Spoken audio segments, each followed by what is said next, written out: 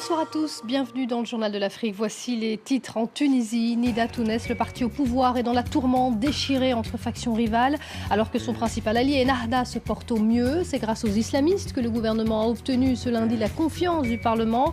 Nida Tounes doit plus que jamais s'appuyer sur eux. Vous verrez le reportage de notre correspondant.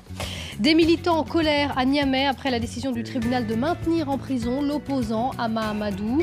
Mais le principal rival du président Issoufou reste candidat à la présidentielle. Son dossier a été validé ce week-end. Et puis nous vous proposons un voyage au cœur du travail de l'artiste béninois Julien Saint-Zogan. Il nous a ouvert les portes de son atelier en banlieue parisienne.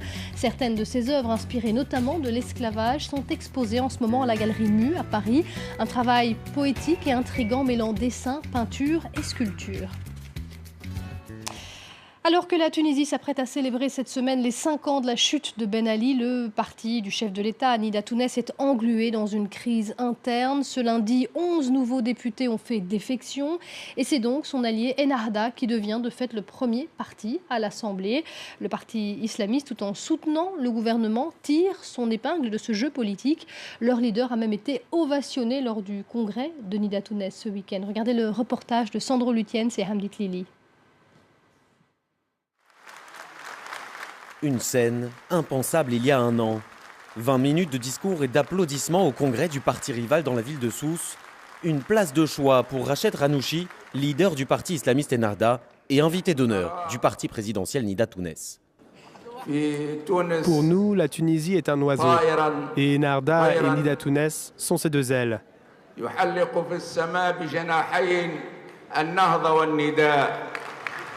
Lors des dernières élections, Nida Tounes avait appelé au rassemblement contre les islamistes. Mais après un an de coalition gouvernementale, les partis rivaux, unis dans la lutte antiterroriste, semblent plus proches que jamais. Aujourd'hui, la gestion du Parlement se fait autour d'alliances, mais pas autour d'un parti majoritaire et d'autres minoritaires. Ce n'est plus le cas. C'est une étape qui requiert le compromis utile pour le pays. Voilà. Un compromis presque inévitable pour un parti Nida Tounes en crise. Après une lutte à la succession et la prise de pouvoir d'Hafed Kaïd Essebsi, le fils du président, le parti vient de perdre sa majorité relative à l'Assemblée. Car le même jour, à Tunis, c'est le groupe dissident du parti, emmené par l'ancien secrétaire général Mohsen Marzouk, qui tient son propre meeting avec une vingtaine de députés démissionnaires. Il n'y a plus de démocratie dans ce parti, il n'y a plus d'urne dans ce parti. Maintenant, on désigne les gens à l'extérieur et on vient les faire applaudir par les congressistes. L'idée est devenue un appendice de Ennahda. Une opinion partagée par les nombreux militants qui ont suivi le groupe des dissidents. Essebsi qui a trahi ce peuple. Pourquoi il a trahi ce peuple? Pourquoi? Pas parce qu'il s'est uni avec Ennahda. Il n'y a pas de différence entre lui et Ennahda. Un parti Ennahda désormais première force au Parlement, mais qui maintient sa stratégie de consensus et reste volontairement en retrait. Au Niger, pas de remise en liberté pour l'opposant Ama Amadou. Impliqué dans une affaire de trafic de bébés, le grand rival du président Issoufou reste en prison. Décision de la cour d'appel de Niamey, mais il reste aussi candidat à la présidentielle du 21 février prochain. Sa candidature a été validée ce week-end. Les militants de son parti qui dénoncent un procès politique sont en colère. Écoutez. S'il ne sort pas sous forme de liberté provisoire, il sortira, Inch'Allah, des geôles en qualité de président de la République du Niger. On va le soutenir, on continuera de le soutenir, on va militer, on va faire tout notre possible pour atteindre notre objectif. Ama Amadou, l'opposant qui peut encore se pourvoir en cassation. On va prendre la direction du Nigeria où une affaire de détournement de fonds défraie la chronique. L'affaire Dasuki, du nom de l'ex-patron des services secrets sous l'ancien président Goodluck Jonathan, qui est en détention provisoire depuis des mois. Le président Buhari a laissé entendre lors d'une interview qu'il s'opposerait à son éventuelle libération, soulevant ainsi un tollé au sein de l'opposition. On va retrouver tout de suite Moïse Gomis en ligne en direct de Lagos. Moïse, une nouvelle information qui est tombée aujourd'hui suscite à nouveau la colère de l'opposition. Effectivement, un membre du parti du président Goodluck Jonathan, Jafarou Issa, qui était impliqué et arrêté la semaine dernière dans cette affaire de détournement de fonds, a été libéré manifestement 8 heures après son arrestation, puisqu'il a versé et remboursé une partie de l'argent qu'on lui reprochait d'avoir détourné. Il a plaidé la bonne foi, il a reconnu avoir touché de l'argent de Sambo Dasuki pour servir d'intermédiaire dans l'achat d'une villa au bénéfice de Sambo Dazuki. Et donc, cette information, ici au Nigeria, a suscité une polémique, notamment auprès de l'opposition, le parti démocratique de l'ex-président Goodluck Jonathan, qui parle de 2 poids, 2 mesures avec cette libération de Jafarou Issa, puisqu'on le rappelle, 2 membres du PDP sont toujours sous état d'arrestation, car on leur reproche d'avoir touché aussi des fonds de Sambo Dazuki. Alors Moïse, cette affaire, elle fait la une depuis des semaines au Nigeria. Elle concerne plusieurs millions de dollars. Comment réagit la population? Est-ce que c'est plutôt positif pour le chef de l'État? C'est plutôt bien vu aussi au Nigeria, puisqu'il y avait des comportements assez limites sur le maniement de l'argent public et de l'argent privé. Et on assiste à une sorte de changement de comportement des élites politiques, économiques et militaires. Par exemple, ce week-end, un des leaders du PDP a appelé les membres du parti qui seraient impliqués dans ce scandale à rebond de rembourser l'argent si jamais ils étaient réellement impliqués dans cette affaire. Et le président Buhari lui-même avait écarté Jafarou Issa de la liste des nominations ministérielles. Ça veut dire qu'au Nigeria, on est dans un changement d'air et que le vol et la corruption sont les malvenus maintenant. Merci pour toutes ces précisions, Moïse Gomis, en direct de Lagos. C'est un journaliste burundais qui a obtenu le prix 2015 de la presse diplomatique française, Esdras Ndikumana, correspondant de RFI et de l'AFP, récompensé pour son courage et la qualité de sa couverture de la crise au Burundi. Vous le voyez à côté de Laurent Fabius. Esdras Ndikumana qui a été battu par les forces de l'ordre en août dernier, qui vit désormais en exil au Kenya. Écoutez. Je me sens très heureux de voir que le travail accompli a été reconnu à un tel niveau. C'est aussi un moment de gravité parce que mon travail a été reconnu à cause des activités, de ce qui se passe au Burundi, à cause des violences qui ont cours dans ce pays. Tous les Burundais sont conscients qu'on ne peut pas arriver à une solution militaire. Je pense qu'il faudra en passer par une solution négocier, il faudrait passer par des discussions, arriver à une attente entre les différentes parties pour que la situation revienne au calme. Et je pense que tout le monde, même ceux qui refusent aujourd'hui, demain, vont en être conscients. Des propos recueillis par Bangali Touré et Kalidou Sy.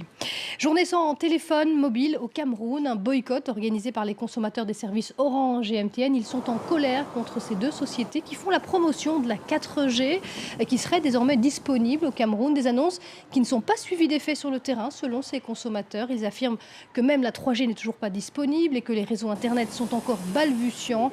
Ils en appellent à l'intervention de l'État. Au fait, ça ne sert à rien de troubler la population avec les histoires de 3G, les 4G. Là. Même en Europe, ça n'existe même pas. Et je vois que ces derniers temps, la connexion Orange bug. Et ce n'est pas normal de tromper la population, soit ses abonnés, pour dire qu'il y a 4G, alors qu'il n'y a rien comme 4G. On a de sérieux problèmes de communication. Mais on nous parle de 4e génération, mais vraiment, ça nous surprend. Ça nous surprend vraiment. Et puis, les tarifs de la communication sont très, très élevés. Moi, ce qui me surprend un peu, c'est le silence des autorités. C'est comme si dans ce pays, les gens se sont permis de dire n'importe quoi et faire n'importe quoi, tout en sachant qu'ils ne seront jamais punis.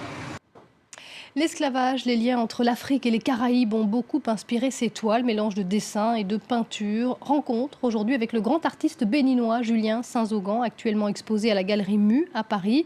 Le reportage est signé Nicolas Germain, Bangali Touré et Kalidou Sy. La maison de l'artiste béninois Julien Saint-Zogan est à la fois une galerie d'art et un atelier. Elle compte d'innombrables pièces où sont exposées ses œuvres.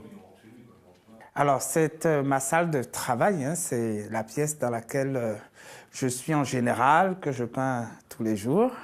Julien Saint-Zogan est représenté par l'October Gallery à Londres. En ce moment, il peint des ponts de lianes. C'est une très vieille tradition sur certaines régions forestières sur le continent africain, où les peuples, en jetant ces ponts fragiles d'une rive à l'autre, pouvaient échanger, pouvaient communiquer. Le plus surprenant, c'est que ce plasticien ne voit pas bien de l'œil gauche. Étant enfant, j'ai eu un accident avec un autre gamin avec lequel je jouais et je me suis retrouvé avec un fil de fer dans l'œil gauche. J'avais à l'époque à peu près 7 ans et ça n'a pas été bien soigné. Julien Saint-Zogan s'intéresse beaucoup à ce qui est arrivé aux esclaves africains et à l'empreinte qu'ils ont laissée dans les Caraïbes. C'est le mouvement ombilical. Voyez-vous, avec les diasporas, la création qui se fait depuis Cuba, depuis Haïti, depuis la Martinique, comment ceux qui sont partis, comment ils ont récupéré les éléments du continent africain, les traditions qu'ils ont préservées, comment ils les expriment. Cette toile évoque le vaudou, religion originaire du Bénin, et son influence en Haïti. En moyenne, les tableaux de Julien Saint-Zegan se vendent 15 000 €. Ils peuvent être admirés à Paris, à la Galerie Mu, jusqu'au 30 janvier, et seront visibles dans plusieurs villes du Brésil à partir du mois de mai. Yenayer, c'est le nouvel an berbère. Il est célébré un peu partout, mais surtout en Algérie, en Tunisie, et puis au Maroc, comme ici sur ces images, à Sefrou, la nouvelle année amazigh, qui se célèbre bien sûr avec des repas copieux, de la musique et des danses. Et on va se quitter sur ces images.